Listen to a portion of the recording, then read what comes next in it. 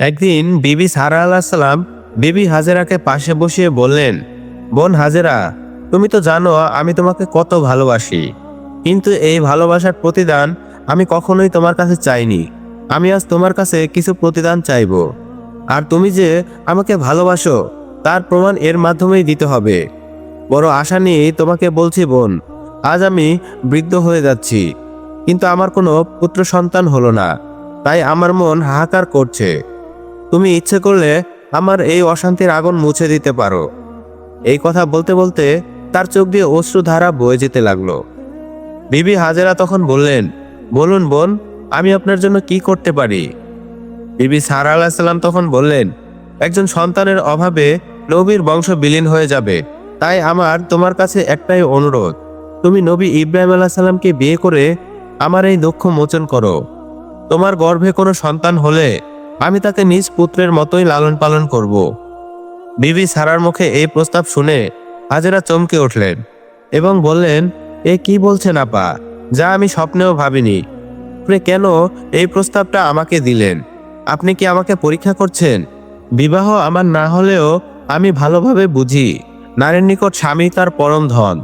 স্বামীকে সবাই চায়, একান্তই সবার কাছে রাখতে চায় এবং একাই ভোগ করতে চায়। এখানে কোনো অংশীদারের স্থান নেই, এই অমূল্য কথাটা আমি বুঝি। সুতরাং কোনোভাবেই এটা আমার দ্বারা সম্ভব নয়। আপনার কাছে আমি জোর মিনতি করি, আপনি এই কথা আর কোনোদিন আমাকে বলবেন না। তাছাড়া আমি আপনার সতীন হয়ে গেলে আপনার আর আমার মাঝে সুসম্পর্ক আর থাকবে না। এর চেয়ে ভালো নবীকে অন্যত্র পাত্রী দেখে অন্য কোথাও বিয়ে করাতে পারেন। তখন বিবি সারা আলাইসাল্লাম বললেন, তুমি আমার ছোট বোন, এখনো যেমন আছো তখনও তেমনই থাকবে, বরং আমার স্বামীর পত্নী হিসাবে আমার স্নেহ মমতা আরও বেড়ে যাবে। আর তুমি যে বলছো নবীকে উত্তম পাত্রী দেখে বিবাহ করাতে, আসলে নবীর যোগ্য পাত্রী যেখানে সেখানে পাওয়া যায় না। এত কিছু বলার পরেও যদি তুমি রাজি না হও, তবে মনে করব একদিন যাকে আমি আপন ভেবেছি সে আমাকে শত্রু মনে করছে। তার ভালোবাসা শুধুই প্রতারণা। এভাবেই বিবি সারা আলাইসাল্লাম হাজেরাকে বোঝাতে চেষ্টা করলেন। রাতের বেলা তিনি স্বামী ইব্রাহিম আলাইসাল্লামকে বুঝিয়ে বললেন, প্রিয় স্বামী, আমি আপনার সাথে দীর্ঘদিন ধরে আছি, কালের বিবর্তনে বৃদ্ধা হয়ে যাচ্ছি, কিন্তু এখনো আপনাকে বাবা ডাক শোনাতে পারিনি। তাই আমার প্রচণ্ড ইচ্ছে আপনি গুণবতী হাজেরাকে বিয়ে করুন। আল্লাহ চাহেন তো আপনার মাধ্যমে আপনার বংশধারা বৃদ্ধি পাবে। দয়া করে আপনি রাজি হয়ে যান। তখন ইব্রাহিম আলাইহিস সালাম বললেন, এই বৃদ্ধ বয়সে বিবাহ করে কোনো লাভ নেই। আল্লাহ তাআলা যা ভালো মনে করছেন তাই হয়েছে, এতে আমি অসন্তুষ্ট নই। কিন্তু বিবি সারা আলাইহিস সালাম বারবার করে তাকে বোঝাতে লাগলেন। অবশেষে হযরত ইব্রাহিম আলাইহিস সালাম বললেন, তুমি বারবার শুধু একই প্রস্তাব দিয়ে যাচ্ছ। যাও, তোমার নিকট আমি ওয়াদা দিলাম, যদি হাজেরা রাজি থাকে তাহলে আমার কোনো আপত্তি নেই। বিবি সারা আলাইহিস সালাম এতে মহা খুশি হলেন। তখন হাজেরা আলাইহিস সালাম চিন্তা করতে লাগলেন, ইব্রাহিম আলাইহিস সালাম একজন নবী হয়ে আমার মতো একজন সাধারণ নারীকে বিবাহ করতে রাজি হয়েছে, এটা তো আমার মহা সৌভাগ্যের কথা। তাই হাজেরা আলাইহিস সালাম বললেন, তিনি যদি রাজি থাকেন তাহলে আমিও রাজি। এই কথা শুনে বিবি সারা আলাইহিস সালাম খুশি হয়ে হাজেরার কপালে একটা চুমু দিয়ে বললেন, প্রিয় বোনটি আমার, এই শুভ পরিণয়ের মাধ্যমে তোমাকে যেন আল্লাহ তাআলা এমন মহান সন্তান দান করেন যার মহা কর্তৃত্ব পুরো পৃথিবীর মধ্যে ছড়িয়ে পড়ে। নবী ইব্রাহিম আলাইহিস সালামের নাম যেন গোটা বিশ্বে অক্ষয় হয়ে থাকে। আল্লাহ তাআলা বিবি সারার এই দোয়া কবুল করে নিলেন। ফলে বর্তমানে সারা পৃথিবীর বড় বড় ধর্মগুলোতে হযরত ইব্রাহিম আলাইহিস সালামকে সম্মানের দৃষ্টিতে দেখা হয়। অতঃপর বিবি সারা আলাইহিস সালাম, হযরত ইব্রাহিম আলাইহিস সালাম ও বিবি হাজেরা মুরব্বী হয়ে তাদের বিবাহ সম্পন্ন করলেন। বিবাহের কিছুদিন অতিবাহিত হতেই বিবি হাজেরা আলাইহিস সালাম গর্ভবতী হয়ে গেলেন। অতঃপর পরম সুন্দর চাঁদের মতো ফুটফুটে একটি পুত্র সন্তান জন্ম দিলেন। নবী ইব্রাহিম আলাইহিস সালাম আনন্দে আল্লাহ তাআলার দরবারে শুকরিয়া আদায় করলেন এবং পুত্রের নাম রাখলেন ইসমাইল। এদিকে বিবি সারা আলাইহিস সালাম যেন কিছু আঘাতে মর্মাহত হয়ে গেলেন। যিনি সর্বদা হাস্যময় ছিলেন সেই সারার মুখ এখন মলিন। এই অবস্থা দেখে হযরত ইব্রাহিম আলাইহিস সালাম দুঃখিত হয়ে গেলেন। এরপর বিবি সারা আলাইহিস সালাম সর্বদা হাজেরার দোষ খুঁজে বেড়াতে লাগলেন, কিন্তু কোনোভাবেই হাজেরার দোষ খুঁজে পাচ্ছিলেন না। এদিকে হাজেরা আলাইসাল্লাম ভাবছিলেন কি করলে বিবি সারা খুশি হবেন। তাই তিনি দিনরাত কান্না করে কাটাতেন। যে ভয় তিনি বিয়ের আগে করেছিলেন তাই আজ বাস্তব হলো। অতঃপর বিবি সারা আলাইসাল্লাম হাজেরার নাক কান ছিদ্র করে দিলেন। লজ্জা ও অপমানে হাজেরা আলাইসাল্লামের ধৈর্যের সীমা প্রায় শেষ হয়ে গেল। তিনি ভাবলেন, আমি কি প্রাণ বিসর্জন দেব, না সংসার ছেড়ে চলে যাব। এমন সময় গভীর রাত্রে তিনি স্বপ্নে দেখলেন কে যেন তাকে লক্ষ্য করে বলছে, হে আল্লাহর বান্দি, তুমি ধৈর্য ধরো, তোমার সৌভাগ্য খুব শীঘ্রই আসছে। তোমার সন্তান মহাপুরুষ হয়ে এই পৃথিবীতে তোমার মুখ উজ্জ্বল করবে। এই স্বপ্ন দেখে হাজেরার মন কিছুটা শান্ত হলো। এদিকে হযরত জিবরাইল আলাইহিস সালাম আগমন করে ইব্রাহিম আলাইহিস সালামকে বললেন, আপনি হাজেরার নাকে কানে অলংকার পরিয়ে দিন। অতঃপর ইব্রাহিম আলাইহিস সালাম হাজেরার নাকে ও কানে অলংকার পরিয়ে দিলেন। অলংকার পরার সাথে সাথে হাজেরার সৌন্দর্য যেন বহু গুণে বেড়ে গেল। কথিত আছে এখান থেকেই নারীদের নাকে কানে অলংকার পরার প্রথা চালু হয়েছিল। অতঃপর একদিন ইব্রাহিম আলাইহিস সালাম বিবি সারার কাছে গিয়ে বললেন, হে প্রিয়তমা, তুমি তো হাজেরাকে বলেছিলে তার গর্ভে একটি পুত্র সন্তান হলে তুমি তাকে নিজের সন্তানের মতো লালন পালন করবে, এবং তুমি আরো বলেছিলে আমার বংশবৃদ্ধির জন্য তুমি তোমার নিজের জীবন বিসর্জন দিতে পারো। তাহলে তোমার সেই প্রতিজ্ঞা কোথায়?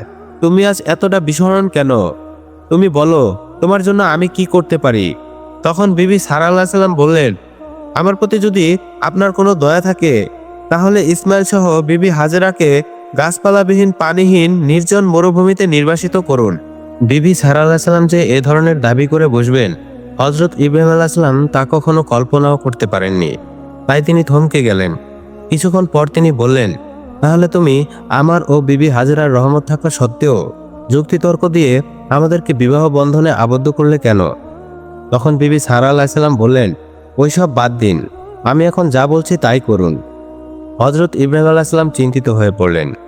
এমন সময় হযরত জিবরাইল আলাইহিস সালাম আল্লাহর বাণী নিয়ে আগমন করলেন এবং বললেন, হে প্রিয় নবী ইব্রাহিম, আপনি চিন্তা করবেন না, সারা যা বলছে আপনি তাই করুন। অতঃপর সকালবেলা হযরত ইব্রাহিম আলাইহিস সালাম একটু খেজুর এবং এক মশক পানি উটের পিঠে রেখে তাকে প্রস্তুত করলেন। এরপর বিবি হাজেরাকে বললেন, হে হাজেরা, ইসমাইলকে কোলে নিয়ে তুমি উটের পিঠে আরোহণ করো। তখন বিবি হাজেরা আলাইহিস সালাম 6 মাসের পুত্র ইসমাইলকে কোলে নিয়ে উটের পিঠে বসলেন। অতঃপর উট চলতে লাগলো। হাজেরা চলতে চলতে অশ্রুধারা প্রবাহিত করতে লাগলেন। তার মনে একটাই চিন্তা, সংসার ছেড়ে তিনি কোন অজানায় পাড়ি জমাচ্ছেন। কয়েকদিন পথ চলার পর তারা এক নির্জন মরুভূমিতে পৌঁছে গেলেন। সেখানে কোনো গাছপালা বা লতাপাতা নেই। সূর্যের প্রচণ্ড তাপ আর বালুকাময় ভূমি চারপাশে। এমনকি এক ফোঁটা পানির ব্যবস্থাও সেখানে নেই। একটু দূরেই ছিল সাফা মারোয়া পাহাড়। ইব্রাহিম আলাইহিস সালাম হাজেরা ও তার দুধের শিশুকে সেখানে নামিয়ে দিলেন এবং বললেন, হাজেরা, তোমরা এখানেই থাকো, আমাকে ফিরে যেতে হবে। এই বলে তিনি স্ত্রী ও একমাত্র শিশুকে রেখে সেখান থেকে রওনা হলেন। তখন বিবি হাজেরা আলাইহিস সালাম অত্যন্ত ব্যাকুল হয়ে বললেন, প্রিয় স্বামী, আমাদেরকে এই নির্জন মরুভূমির ময়দানে একা রেখে কোথায় চলে যাচ্ছেন? এই শিশুকে নিয়ে তার আহার পানি আমি কিভাবে জোগাড় করব? আমি এখানে কি করব?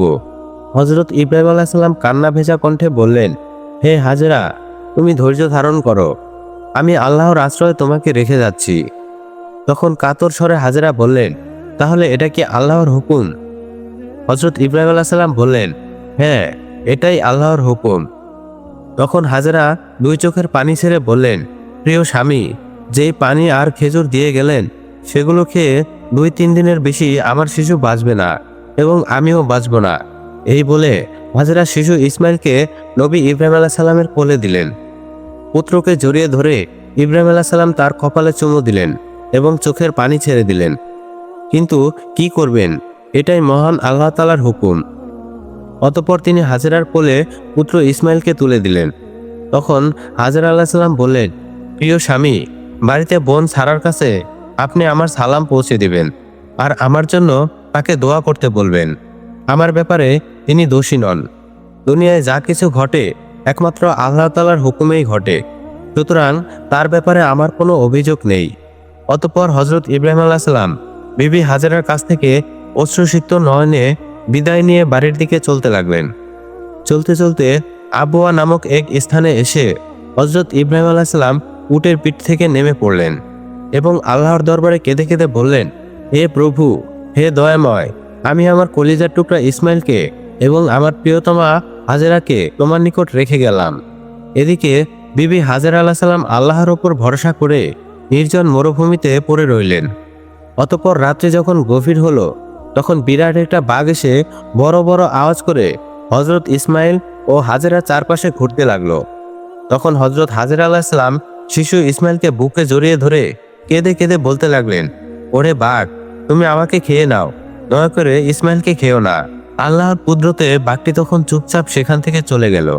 বিবি হাজেরা আলাইহিস সালাম খেজুর ও পানি খেয়ে কয়েকদিন কাটিয়ে দিলেন। কয়েকদিন পর খেজুর ও পানি উভয়ই ফুরিয়ে গেল। খিদের জ্বালায় তার বুকের দুধ শুকিয়ে গেল। মা ও শিশুর পিপাসা চরমে পৌঁছে গেল। স্তনের বোটা চুষে দুধ না পেয়ে শিশু ইসমাইল আলাইহিস সালাম কান্না করতে লাগলেন। বিবি হাজেরা আলাইহিস সালাম ইসমাইলকে কোলে নিয়ে নিজের জিহ্বা তার মুখে দিয়ে লেহন করাতে লাগলেন। ক্ষুধার তাড়নায় মরুভূমির উত্তাপে দুধের শিশু ছটফট করতে লাগলো। ক্ষুধায় কাতর শিশু ইসমাইল আলাইহিস সালাম যেন কান্নার শক্তিও হারিয়ে ফেলছেন। তার কণ্ঠস্বর ক্ষীণ হয়ে আসছিল। শিশু ইসমাইল আলাইহিস সালাম জিহ্বা আর লেহন করছিলেন না। বিবি হাজেরা তখন ঘাবড়ে গেলেন। তিনি ভাবলেন, আমি কিসের জননী হলাম, কেন আসলাম এই দুনিয়াতে? বেদনায় তার হৃদয় যেন হুহু করে কেঁদে উঠল।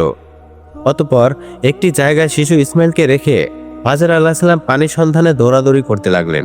কিছু দূর যাওয়ার পর তার মনে হলো, তিনি এ কি করছেন? তার হৃদয়ের ধন চিরতরে বিদায় হতে যাচ্ছে, আর তিনি তাকে ফেলে রেখে চলে যাচ্ছেন। এ কেমন নিষ্ঠুর ব্যবহার! এক মায়ের কাছে এই কি তার সন্তানের প্রতি ভালোবাসা? এসব ভেবে তিনি আবারও শিশু ইসমাইলের দিকে দৌড় দিলেন। কিছু দূর গিয়ে তিনি ভাবলেন, বসে থাকলে তো চলবে না। তাই তিনি পানির সন্ধানে সাফা পাহাড়ের দিকে চলতে লাগলেন। সাফা পাহাড়ের চূড়ায় উঠে তিনি এদিকে তাকান, ওইদিকে তাকান, আবার বাচ্চার দিকেও তাকান। তিনি চারপাশে পানি তালাশ করতে লাগলেন, কিন্তু কোথাও পানির সন্ধান পেলেন না। অতঃপর সেখান থেকে চলে এসে আবার মারোয়া পাহাড়ের দিকে দৌড়াতে লাগলেন। মারোয়া পাহাড়ে উঠে চারপাশে পানি তালাশ করতে লাগলেন, কিন্তু কোথাও পানির সন্ধান পেলেন না। অতঃপর বাচ্চার নিকট গিয়ে দেখলেন, ক্ষুধা আর তৃষ্ণার জ্বালায় শিশু ইসমাইল আলাইহিস সালামের চেহারা বিবর্ণ হয়ে গেছে। এখন সে কাঁদতেও পারছে না। হাজেরা চিৎকার দিয়ে শিশু ইসমাইলকে বুকে তুলে দেখেন, ইসমাইলের বুকটা ধকধক করছে। হাজেরার শরীর থরথর করে কাঁপতে লাগলো। দুই চোখ অন্ধকার হয়ে গেল। তিনি চিৎকার করে বললেন, হায় হায়, এখন কি আমার বুকের মানিক শেষ হয়ে গেল? না না, আমি এর দৃশ্য সইতে পারবো না। হাজেরা আবারও তাকে শুয়ে অতি কষ্টে পাহাড়ের দিকে ছুটতে লাগলেন। এক পাহাড় থেকে আরেক পাহাড়, 7 বার দৌড়ে মারোয়া পাহাড়ের দিকে তাকান। হঠাৎ করে শুনতে পেলেন মেঘের ডাকের মতো গুরুম গুরুম আওয়াজ। হাজেরা আকাশের দিকে হাত তুলে বলতে লাগলেন, হে আল্লাহ, যদি সাহায্য দিতে হয় তাহলে এখনই দাও। আমার কলিজার টুকরা সন্তান মারা গেলে আমি সাহায্য দিয়ে কি করব? এই বলে তিনি চিৎকার করে কান্না করছেন। শুকনো গলায় কাঁদতেও পারছিলেন না। হাজেরার এই করুণ দৃশ্য দেখে আল্লাহ তাআলা বললেন, হে জিব্রাইল, এই করুণ দৃশ্য আর দেখতে চাই না। মা তার সন্তানের জন্য এইভাবে দৌড়াচ্ছে দেখে আমার রহমতের সাগরে উত্তাল ঢেউ উঠেছে। তুমি চলে যাও, ইসমাইলের পায়ের আঘাতের জায়গা দিয়ে পানি বের করে দাও। এদিকে বিবি হাজেরা আসমানের দিকে 2 হাত তুলে ডাকছেন, এই ফেরেশতারা, আমার বুকের মানিক কলিজার টুকরা ইসমাইলের প্রাণ থাকতে যদি সাহায্য করো তাহলে এগিয়ে আসো। অতঃপর হযরত জিবরাইল আলাইহিস সালাম শিশু ইসমাইলের নিকটে এসে মাটিতে আঘাত করলেন। সাথে সাথে পানির ফোয়ারা বেরিয়ে এলো।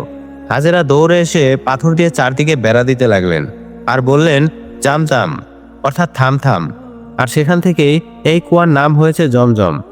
অতঃপর বিবি হাজেরা ইসমাইল আলাইহিস সালামকে পানি পান করালেন এবং নিচেও পানি পান করলেন। জিবরাইল আলাইহিস সালাম হাজেরাকে কিছু খেজুর দিয়ে বললেন, এই খেজুরগুলি আপনি খান এবং এর বীজগুলো মাটিতে বপন করুন। হাজেরা তাই করলেন, ফলে খেজুর গাছ হয়ে গেল।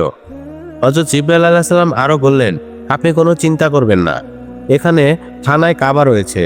এই ছেলে তার বাবার সাথে মিলে সেই কাবা মেরামত করবে। এই ভয়াবহ মরুভূমি আবাদ হবে। অতঃপর একটি কাফেলা পানির সন্ধান পেয়ে সেখানে আগমন করলো। অতঃপর বিবি হাজেরার অনুমতি নিয়ে তারা প্রাণ ভরে পানি পান করলো। তারা চিন্তা করলো, এই বিশাল মরুভূমির এই নির্জন বাগিচায় কিশোর বালক সহ এই বালিকাটি কোথা থেকে আসলো? অতঃপর কাফেলার প্রধান হাজেরার কাছে গিয়ে জিজ্ঞাসা করলো। অতঃপর হাজেরা বিস্তারিত কথা তাদের জানিয়ে দিল। এইসব কথা শুনে নবীর স্ত্রীর প্রতি তারা শ্রদ্ধা জ্ঞাপন করলো। এই স্থানটিকে তারা পবিত্র স্থান হিসেবে মেনে নিল। অতঃপর কাফেলার প্রধান হাজেরার নিকট আবেদন করলো, আপনার অনুমতি পেলে আমি এখানে স্থায়ীভাবে বসবাস করতে চাই। আপনাকে আমরা মাইনে হিসেবে খাজনা দেব। হাজেরা খুশি হয়ে তাদেরকে অনুমতি দিলেন। ফলে বণিকগণ সেখানে ঘরবাড়ি তৈরি করে নিলেন। অতঃপর সিরিয়া থেকে ব্যবসায়ীরা এই পথে যাতায়াত করত এবং হাজেরাকে পানির মালিক হিসেবে পয়সা দিত। আস্তে আস্তে মানুষেরা সংবাদ পেয়ে হাজেরাকে খাজনা দিয়ে বসবাস করতে শুরু করলো এবং আল্লাহ তাআলা বিবি হাজেরাকে সেইখানকার জমিদার বানিয়ে দিলেন। সেখানে খাদ্য পানি কোনো কিছুরই অভাব নেই। তবে একটি ভাবনা তাকে খুবই বিষণ্ণ করে তোলে। মায়ের নিকট শিশু ইসমাইল আলাইহিস সালাম প্রায় প্রতিদিনই প্রশ্ন করেন, আমার আব্বাজান কোথায়? তিনি এখানে আমাদের সাথে থাকেন না কেন? হাজেরা উত্তরে কিছুই বলতে পারতেন না। দুই চোখ থেকে অশ্রু প্রবাহিত করতেন। অতঃপর অনেকদিন পর হযরত ইব্রাহিম আলাইহিস সালাম নির্বাসিত হাজেরার কাছে হাজির হলেন। দীর্ঘদিন পর স্বামীকে ফিরে পেয়ে তিনি আকাশের চাঁদ হাতে পেলেন। তিনি ইসমাইল আলাইহিস সালামকে বললেন, তুমি এতদিন শত প্রশ্নে আমাকে অস্থির করে রেখেছ, তার জবাব আমি দিতে পারিনি। আজ তোমার পিতা এসেছে, তাকে সালাম করো। ইসমাইল আলাইহিস সালাম পিতাকে সালাম করলেন। ইব্রাহিম আলাইহিস সালাম তার পুত্রকে কোলে তুলে নিলেন। অতঃপর বিবি হাজেরা আলাইহিস সালাম বিস্তারিত ঘটনা ইব্রাহিম আলাইহিস সালামের কাছে জানালেন। ইব্রাহিম আলাইহিস সালাম প্রতিটি ঘটনা শুনে আল্লাহর নিকট শুকরিয়া জ্ঞাপন করলেন।